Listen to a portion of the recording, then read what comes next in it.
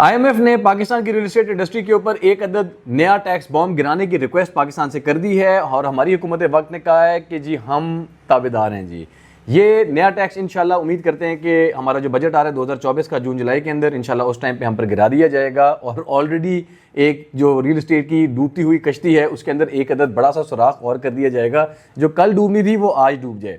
Start करते हैं कि ये टैक्स होगा कितना। तो एक्सपेक्ट ये किया जा रहा है कि तकरीबन 5% टैक्स जौन सा है वो लगाया जाएगा इस इंडस्ट्री के ऊपर। मिसाल के तौर पे एक प्रॉपर्टी जौन सी है 1 करोड़ रुपए की है तो उसके ऊपर 5% टैक्स का मतलब ये है कि 5 लाख रुपया टैक्स आपको देना पड़ेगा। ये बहुत ज़्यादा अमाउंट है, 5% टैक्स बहुत बड़ी अमाउंट है क्योंकि इससे पहले मुख्तलिफ किस्म के टैक्सेस ऑलरेडी यहाँ पर पहले से थे। आपका लोकल गवर्नमेंट टैक्स था, आपका फेडरल गवर्नमेंट टैक्स था, आपका पंजाब गवर्नमेंट या जो भी प्रोविंशियल गवर्नमेंट के अंदर जो भी प्रोविंस के अंदर जो सेल परचेज हो रही थी उस अपनी रिस्पेक्टिव गवर्नमेंट का टैक्स होता था। अब ये एक नया टैक्स लगा दिया गया है। अब अगला सवाल इसमें आ जाता है कि जो ऑलरेडी इतने टैक्सेस थे तो अब ये वाला टैक्स किन लोगों के लिए है। सो इसका जवाब बड़ा ज़बरदस्त है। ये वो वाला सेक्टर है रियल एस्टेट इंडस्ट्री का जिसके ऊपर आज तक कभी कोई टैक्स लगा ही नहीं। जो इन्वेस्टमेंट्स हैं, जो फंड्स हैं वो यहाँ पर पार्क किए गए, यहाँ से आए, यहाँ से गए, कोई हिसाब किताब ही नहीं है। एक अंधेर नगरी मची हुई है। ये वो वाली सेक्टर है जहाँ पर आपको सोसाइटीज़ जो हैं वो इंस्टॉलमेंट्स के ऊपर प्लॉट्स देती हैं, किस्तें आपसे कलेक्ट करती हैं और मेजॉरिटी जो ट्रांजैक्शन होती हैं वो आपकी कैश की सूरत में होती हैं। अब इसमें सवाल ये आ जाता है कि इस इंडस्ट्री को इस दफ़ा टारगेट क्यों किया गया है। क्योंकि एक्सपेक्ट ये किया जाता है कि मार्केट का सबसे ज़्यादा जो ब्लैक कैश है वो इसी इंडस्ट्री के अंदर पार्क होता है या इसी इंडस्ट्री के अंदर इनफ्लो और आउटफ्लो होता है। कोई पता ही नहीं चलता कि पैसा आया किधर से है, पैसा गया किधर को है, किसने कमाया, किसने गवाया, कुछ नहीं पता चलता। और इसके रिजल्ट के अंदर होता यह है कि इसी इंडस्ट्री के अंदर पाकिस्तान की रियल एस्टेट इंडस्ट्री के सबसे बड़े बड़े स्कैम्स जो हैं वो आज तक हो चुके हैं। अब हम डिस्कशन ये करते हैं कि इस नए टैक्स के ऊपर जो प्राइमरी टारगेट्स हैं वो कौन कौन लोग हैं या कौन कौन से सेक्टर्स हैं। सो सबसे पहले अगर हम बात करें तो इसके डेफिनेटली जो प्राइमरी टारगेट्स होंगे वो इस इंडस्ट्री के इन्वेस्टर्स होंगे जो ऑलरेडी एक मिडिल क्लास लोग होते हैं जो कि इंस्टॉलमेंट्स के ऊपर चीज़ें परचेज करते हैं क्योंकि उनके पास लमसम अमाउंट नहीं होती कोई रियल एस्टेट प्रॉपर्टी परचेज करने की। तो सबसे पहले तो वो लोग टारगेट हो जाएंगे। और दूसरा इसके ऊपर कौन लोग टारगेट होंगे, सोसाइटीज़ के डेवलपर्स जिन्होंने आपको सोसाइटीज़ किस्तों के ऊपर आपको प्लॉट्स देने का वादा किया होगा या आपको ऑलरेडी इन्वेस्टमेंट्स आपकी करवाई हुई हैं, वो लोग जो हैं इस टैक्स नेट के अंदर आ जाएंगे और वो लोग जो हैं इस कर्व के अंदर आ जाएंगे कि अब उनको एफबीआर के साथ अपने तमाम के तमाम जो मामलात हैं वो रजिस्टर करने पड़ेंगे और वो इसको स्किप नहीं कर सकते।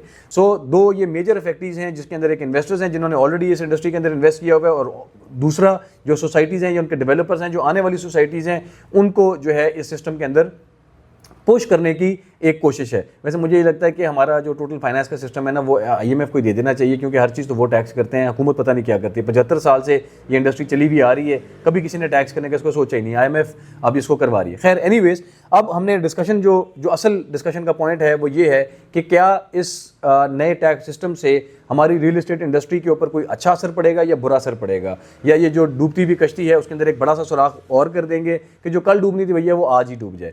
सबसे पहले जो चीज़ हम डिस्कस करेंगे, डेफिनेटली कभी भी किसी भी इंडस्ट्री के ऊपर जब टैक्स लगाया जाता है तो वो बहुत ही ज़्यादा नेगेटिव सेंटिमेंट जो है वो जनरेट करता है। इन्वेस्टर्स जो ऑलरेडी बहुत ही डरे हुए थे, जो बहुत ही परेशान थे और बिल्कुल भी रियल एस्टेट के अंदर इन्वेस्टमेंट्स नहीं कर रहे थे, अब जब ये नया टैक्स लगाया जाएगा वो और ही दुबक के बैठ जाएंगे। एक बहुत ज़्यादा नेगेटिव वाइब इस इंडस्ट्री के अंदर चली जाएगी और हम ये सोचते थे कि यार जितनी इंडस्ट्री ये नीचे चली गई है इससे ज़्यादा नीचे और क्या आ जाएगी। यकीन जानिए कि मुझे तो अब अगर मैं नीचे देखूं तो मुझे दिखाई नहीं दे रहा कि वो कितनी और नीचे चली जाएगी ये इंडस्ट्री। लेकिन बात यह है कि मेरा ये मानना है कि दुनिया की जो सबसे तरक्की पजीर जो दुनिया की सबसे तरक्की याफ्ता जो कंट्रीज़ हैं उनके अंदर सबसे ज़्यादा इफेक्टिव टैक्स सिस्टम है, उनके अंदर सबसे ज़्यादा एक रोबस्ट टैक्स सिस्टम है जो कि उनकी इकोनॉमीज़ को चलाता है। और कोशिश ये होती है कि किसी भी किस्म का सेक्टर जो है वो टैक्स से बच ना सके। इसी से फिर आपके मुल्क जो है तरक्की करता है, इसी से फिर आपके मुल्क के अंदर जो है फंड्स इकट्ठे होते हैं और बहुत ज़्यादा टैक्स की चोरी और फंड्स की चोरी जो सी है इसी टैक्स सिस्टम, एक रोबस्ट टैक्स सिस्टम से आप कंट्रोल कर सकते हैं। तो मेरे ख्याल में टैक्सेस जो हैं वो कभी भी एक बुरी चीज़ नहीं होती। मैं ये चाहता हूँ कि मैं पाकिस्तान का सबसे बड़ा टैक्स पेयर बन जाऊँ, वो मैं उसी सूरत में बनूंगा जिस सूरत में मैं सबसे ज़्यादा पैसे कमा रहा हूँ। सो टैक्स जो है इनेविटेबली आपके मुल्क के लिए, आपकी इंडस्ट्रीज़ के लिए बहुत खुशाइन चीज़ होती है क्योंकि यही वाला पैसा होता है जो हुकूमत आपसे इकट्ठा करती है फिर आप ही की फलाह बहबूद के ऊपर जो है वो खर्च करती है। अब अगर हम इसको कहते हैं कि ये अच्छे तरीके से इफेक्ट किस तरीके से करेगी तो इसके ऊपर मेरे 3-4 बड़े ज़बरदस्त पॉइंट्स हैं। अगर आपको वो समझ में आ जाते हैं तो इंशाल्लाह आपको ये टैक्स जो नया इंट्रोड्यूस होगा इससे आप बुरा महसूस नहीं करेंगे, बल्कि आप कहेंगे यार 100% काम सही हुआ है। सबसे पहला जो डिस्कशन पॉइंट है वो ये है कि इसके अंदर अनडॉक्यूमेंटेड अनडॉक्यूमेंटेड कैश फ्लो बहुत ज़्यादा होता है। इसका मतलब क्या है कि हज़ारों खरबों की इन्वेस्टमेंट्स होती हैं, आप किसी को पैसे दे देते हैं, वो कैश की सूरत में चले जाते हैं, वो किसी के अकाउंट में जाके जमा हो जाते हैं, वो कच्ची रसीदें आपको काट के दे देते हैं जिनका कहीं पे भी कोई रजिस्ट्रेशन नहीं होती, और फिर वो पैसा कहाँ गया, किधर गया, किसको गया, किसने मुनाफा कमाया, किसने गवाया, किसी को कुछ पता नहीं चलता, कुछ भी पता नहीं चलता। सो अब अगर इसके ऊपर FBR जो है वो थोड़ा सा ग्रिप टाइट करेगी तो all transactions that are going to take place through proper banking channels. जब एक पैसा बैंकिंग चैनल के थ्रू जाता है तो उसको बड़ा आसान होता है आपको बैक ट्रैक करना कि किधर से आया, किसको गया और आगे किधर खर्च हुआ। सबसे अच्छा पॉइंट तो ये है कि जितना पाकिस्तान की मार्केट के अंदर ब्लैक कैश फ्लोट कर रहा है उसको काबू करने की कोशिश है। और ये यकीन जानिए कि रियल एस्टेट इंडस्ट्री के इन फाइलों वाले सिस्टम के अंदर सबसे ज़्यादा जो ब्लैक कैश है ना वो फ्लोट कर रहा है और पता ही नहीं है किसी को कि हो क्या रहा है। दूसरा जो इसके अंदर सबसे अच्छा पॉइंट है कि जो रियल एस्टेट के अंदर स्कैम्स होते रहे हैं कि मिसाल के तौर पे एक सोसाइटी थी जिसके पास 1000 कनाल जगह थी और उसने 10,000 कनाल की फाइलें जो है मार्केट के अंदर बेच दी, कोई पूछने वाला ही नहीं है। 1000 लोगों को तो चलो इन्वेस्टमेंट कर दी, उनको उन्होंने किसी देते रहे, उनको प्लॉट मिल गया, बकाया 9000 का क्या हुआ कोई पता ही नहीं है जी। उसके बाद आप किसी भी जगह पे जाके किसी भी फोरम के ऊपर जाके आप कंप्लेंट नहीं कर सकते बिकॉज आप किसी सिस्टम में नहीं है, आपका पैसे किसी सिस्टम में नहीं है, आपके पास कच्ची रसीदें हैं। कौन मानसी जी, कौन आपसे मानेगा जी कि आपने ये पैसे जमा भी करवाए हैं कि ये खुद ही काट के ले आए हैं, आप फाइल आपने खुद ही छाप ली है, कौन मानेगा जी। तो आज तक सोसाइटीज़ के अंदर फाइलों के अंदर जिस भी बंदे का पैसा डूबा है कभी किसी का पैसा रिकवर नहीं हुआ। सो जब FBR इस चीज़ को कंट्रोल करेगी तो जो स्टेट ऑफ पाकिस्तान है वो आपके पीछे आके खड़ा हो जाएगा। अगर आप अपना प्रॉपर टैक्सेस पे करेंगे, आपके पास प्रॉपर चैनल्स के थ्रू पैसा गया हुआ होगा, तो किसी भी किस्म के स्कैम की सूरत में आप कंप्लेंट कर सकते हैं और आपका स्टेट जौन सा है वो आपको सपोर्ट करेगा। ये बिल्कुल इसी तरह है जिस तरह दुबई का रियल एस्टेट सेक्टर है।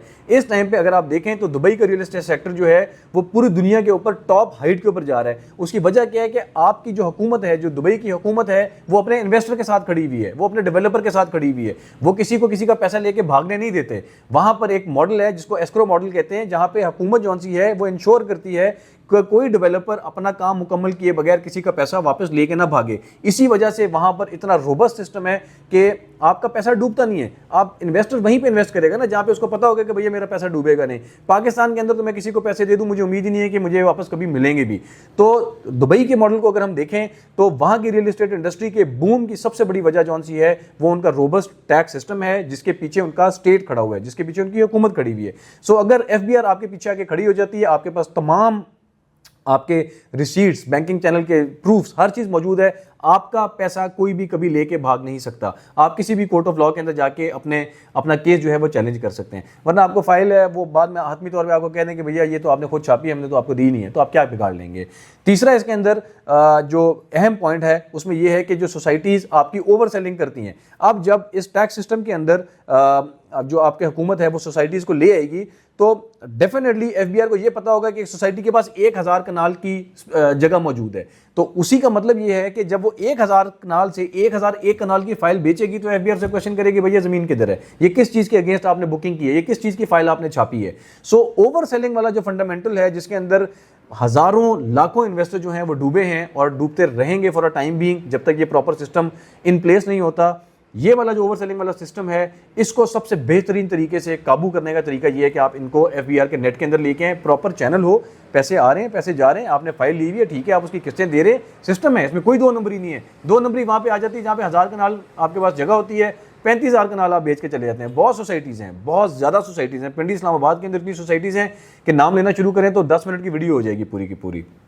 सो अब अगर हम इसके कंक्लूजन की तरफ जाएं तो मैं इस चीज़ को बड़े अच्छे तरीके से समझता हूं कि जब भी कोई नया टैक्स इंट्रोड्यूस करवाया जाता है तो ओवरऑल एक नेगेटिव सेंटिमेंट मार्केट के अंदर चला जाता है, लोग परेशान हो जाते हैं। लेकिन टैक्सेस जो हैं वो यकीन जानिए वो अच्छी चीज़ है, वो आपके स्टेट का भला है, वो आपके पैसे जो से हैं वो डॉक्यूमेंटेड फॉर्म में जा रहे हैं। यही आप जो ब्लैक के अंदर पैसा दे देते हैं या रिश्वत के अंदर पैसा दे देते हैं उसका तो कोई प्रूफ ही नहीं है, कल मैं मुकर जाऊँ पैसे लेके कोई कुछ नहीं बिगाड़ सकता।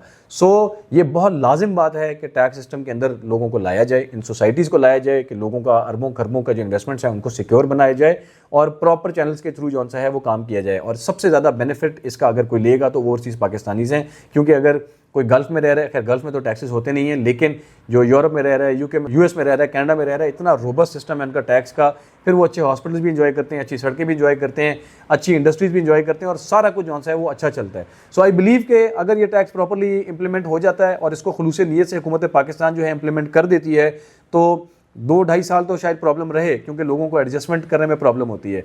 लेकिन जब ये टैक्स अपना इन प्लेस हो जाएगा तो फ्रॉड्स मार्केट में कम हो जाएंगे, ब्लैक पैसा मार्केट में कम हो जाएगा, हुंडी हवाले के सिस्टम्स कम हो जाएंगे और इंशाल्लाह ये एक रियल एस्टेट इंडस्ट्री जो है ये प्रॉपर ट्रैक के ऊपर चल पड़ेगी, प्रॉपर सिस्टम के अंदर आ जाएगी। और होपफुली जो इन्वेस्टर्स हैं, जिस तरह दुबई के अंदर एतमाद करते हैं कि हमारा पैसा कहीं नहीं डूबेगा, उसी तरह पाकिस्तान की इंडस्ट्री के ऊपर भी एतमाद करेंगे कि इंशाल्लाह यहाँ पर भी अगर हम इन्वेस्टमेंट करते हैं तो हमारा पैसा कहीं नहीं डूबेगा। अगर आपको मेरी इस वीडियो की समझ में आई हो, अगर आपको पसंद आई हो तो लाजिम इसको शेयर कीजिएगा। मेरे चैनल को आपने सब्सक्राइब करना इसलिए नहीं भूलना क्योंकि मैं कोशिश करता हूँ कि मैं बड़ी बेहतरीन आपके लिए नॉलेज आपके साथ शेयर करूँ रियल एस्टेट इंडस्ट्री से लेके, और आपके लिए नई से नई अपडेट्स लाता रहूँ। इंशाल्लाह जब ये टैक्स की डिटेल्स भी आ जाएंगी नए बजट के अंदर तो उसके हवाले से भी हम एक वीडियो बनाएंगे। आज की वीडियो के लिए पर स्क्वायर फुट के प्लेटफॉर्म से तल्ला बिन राज को दीजिए इजाजत। इंशाल्लाह मिलेंगे अगली इसी किस्म की बेहतरीन वीडियोस के अंदर।